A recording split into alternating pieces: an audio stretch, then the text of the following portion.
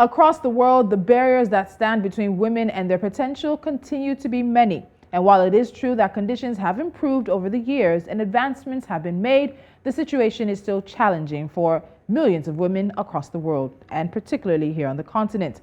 The roadmap to progress and achievements exists, and of course, developments cannot happen without the active involvement of women. That is why every Wednesday, a day social media has reserved for the celebration of women crushes, we speak to a woman who has powered through obstacles and jumped over hurdles to achieve success in her profession. This week, my guest is Adaku Ijara. She's the Managing Director and CEO of Emerging Africa Asset Management Limited. Adaku, welcome to Business Edge. Thank you so much for joining me. Hi, good morning. Thank you for having me. So let's start with this. So finance, which is the sector you're in, is one of those industries where we can really find women. But a lot of people wonder about finding women at the very top levels of finance. And we're seeing a lot more of that, particularly when it comes to climbing the corporate ladder. But let's start with some of the challenges you might have faced on the way up to becoming managing director and CEO. Right. Thank you for that question. Essentially, I believe that challenges exist wherever one may find themselves. The trick really is just not to dwell on them, you know what I mean, and just to always try to rise above them. And that's where mental resilience, comes in. I'd say that one of the very first challenges that I had, in coming into the financial services sector is, that I have a background in law, right? So math was not one of my best friends, obviously reading and understanding a financial report, at the beginning, it seemed like Greek to me. So one of the first challenges I encountered was the fact that I needed to, upskill myself. I needed to learn the ropes. I needed to seek knowledge. I needed to, because I got into financial services and I found that I liked it, and I thought, okay, to myself, okay, if I'm going to make this work, then I really do need to work on myself, right? And so I was also very grateful, and, blessed to have a nice blend of sponsors and mentors who, took interest in me along, my journey. So in an organization where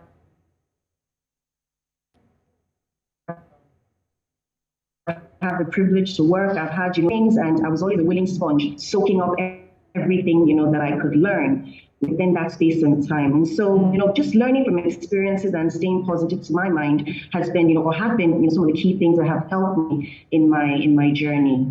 So Thank you. I have to ask about mentorship, because I hear a lot about people speaking about having a mentor in the professional career and how much more important it is for many women, because that can help open the doors. It can help shorten the time between their achievements and things. How critical was having the right mentors, you think, for you in terms of your advancements in your career? Very critical, I would say. And if you heard what I mentioned when I spoke earlier, I said I've had a nice blend of not just mentors but also sponsors, right? So I tell people there's a place for mentorship, very important. It can critically or drastically reduce the time from the beginning of the ladder to when you get to the pinnacle, as it were. But sponsorship is also very important as well, because your sponsor is someone that can mention your name in rooms where you can't get to, right? So when these opportunities arise, you have this sponsor that can say, oh, I know this person, for a shot, give him a shot, and the rest, as they say, will be history. So yes, I would say that mentorship has been very important in my journey. I've had a number of mentors, like I mentioned, my bosses along my path, and there were even some mentors, they were mentoring me from a distance without even knowing it. Just watching them and watching their rise, watching them just navigate, the terrain, just made me feel like, okay, if she can do it, then I definitely can do it. So I would say that mentorship is a very critical part. But I've been privileged to have a nice blend of both, sponsors and mentors. That's good to hear. So let's look at your industry now, particularly when it comes to how women add to the industry. There tends to be sometimes a conversation whether it's about competition or complementing in bringing more women into these industries. So with the financial services sector, what do you think women add to the sector that's slightly different, maybe just a complement or just an addition to what's there, that we would need to see more of? Also, especially as we talk about finance for women, especially African women, in terms of building wealth, SMEs, which we know that African women are the largest entrepreneurs anywhere in the world. So we need that representation as well in the financial services sector. Absolutely. I might sound biased, but I really, really believe that women bring a lot to the table. And fortunately, it's not about my opinion. There are actually studies, and reports that have, found this to be true. So, for example, there's a World Economic Forum story in 2018, and it essentially, just raised a lot of issues as regarding, what women can actually bring to the table and why it's imperative for women to be brought on board in the financial services sector. So more women in finance equals more financial stability. That study found that to be true, that both from a customer and a client perspective, as well as from the firm side, having more women representation makes for more stability, actually. We found that banks have more women, on their boards, have a greater resistance to stress. They actually have higher capital buffers, as well as a lower proportion of non-performing loans, if you can believe that. And it's also, that study also found that increased female representation, can essentially, add to stability and in turn, better returns, both for investors and for the employees as well. More women as well, having more women on board also makes for better risk management as well. A study also in the UK and was published in the Guardian newspaper.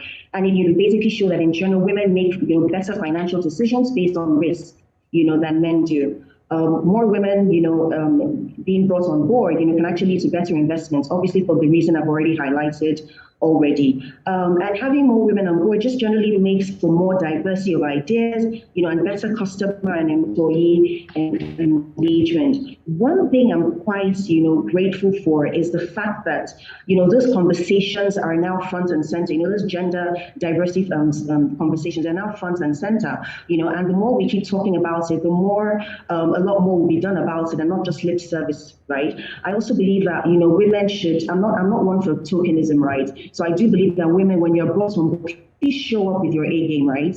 You're not there to, to be the token female member of the board or the management or whatever. You're there to make a difference. So for every woman that is, that has the opportunity, to be on these sorts of table, on that financial services table or sector or what have you, please show up, bring your A game, and just keep pushing the envelope and all. Because in doing that, you actually create more opportunities for other women coming, behind you. I believe it was my answer that we all stand on the shoulders of the women, that have gone before us. Yes, I believe that. I really that to be true. Okay, so I'm going to use the opportunity of you being here to still sort of stay on that. You're the managing director and CEO of a company that specializes in wealth creation. And we see a need for more African women-led SMEs to be able to build wealth, to be able to also use that wealth and invest in other women businesses as well. So if you just had a few tips in terms of how women could build their wealth, what would you say? Okay, so how much time do we have? Okay, if you can do this in 1 minute, we'll have to compress this, then come back to a larger conversation. Because you really want to get me started on one of my my biggest of passions, really, and that's really about women, just rising up and stepping up and building wealth. I'll start by saying that I really feel that women need to have a mindset shift first and foremost, right? Because it appears, that financial security, seems more elusive to the women folk than it is to the men folk, right? And a big chunk of that, or a big part of that, is because, women don't seem to understand, a lot of women don't seem to understand that it is our God-given right, to be wealthy. Right. So if you have a mindset shift, that also, automatically lets you know that there's certain things that you need to do in order to build wealth. I would start off the bat, aside the mindset shift, there's also the importance of being decisive. Now, I work with a lot of women. I work in asset management, so I'm constantly, talking to people about, building their portfolio and all of that. And I tend to find that men seem to be more decisive. And that's the truth in my experience and in my, what I've seen thus far. You're talking to the men folk and, okay, yeah, I want to plug into this, boom, boom, boom, and you're done, you get the mandate and, everything goes well. But for the women, we tend to be a bit more, oh, should I do this? Let's talk again next week. Let's speak by the end of the month. So right off the bat, women, we need to be more decisive. When your mindset shifts and you know that you have to, that is your right to be wealthy, then you get decisive. And then you have to be consistent about saving and investing. Because women tend to take more breaks in their, in their corporate life or business life, either to start a family, to raise their children, and also because we do know that women tend to get the shorter end of the stick when life happens, in the event of death, divorce, and all of that. So it just means that every woman should know that they're literally playing catch up. it's possible already that you're not even earning as much as your male folk, right? And then because of these breaks that you take, you then know that you have to play catch up. So you have to be consistent. Saving and investing it's a marathon and not a sprint. And then I always tell people too as well, to also get professional help. We're always very happy to outsource our other needs that we have in our lives, so why not outsource, your wealth management and your fund management to experts that can guide you, give you the information that will help you make the best of decisions, and ultimately ensure that your portfolio is, heading to, is going to take you to the billionaire stratosphere. Okay, so I can obviously see this is definitely a passion. So Adaku, we're going to make a date for you to come back, and we'll have a very special Gendered Money Monday, which is our personal finance segment, and we'll have it specifically for women, how to create wealth and how to build their own wealth. So please tell me we've agreed on that. Are we agreed? No problem. Fantastic. I'll be happy to be part of it. Fantastic. All right. Adaku Ijara, thank you so much for joining me. It's a conversation that I've definitely enjoyed. And watching women in business, both on the corporate side and the SME side, is something we need to see more of. And that's what we do with Women in Business right here on Business Edge. So Adaku, thank you so much for joining me. I've also spoken to the national spokesperson for the Investigation Directorate of the National Prosecuting Authority in South Africa about the case that involves former Transnet executives and the corruption case tied to them. And we started the conversation today looking at Nigeria's energy transition plan. Vice President Yemi Osinbajo is in the U.S. talking to Vice President Kamala Harris and a number of other stakeholders looking for more funding for this very ambitious plan that Nigeria has to make sure there's universal energy access by 2060. That's 38 years. It seems like a lot of time, but in some ways it's really, really not. Can the giant of Africa make it happen? We're going to wrap things up with NC4 to watch right here.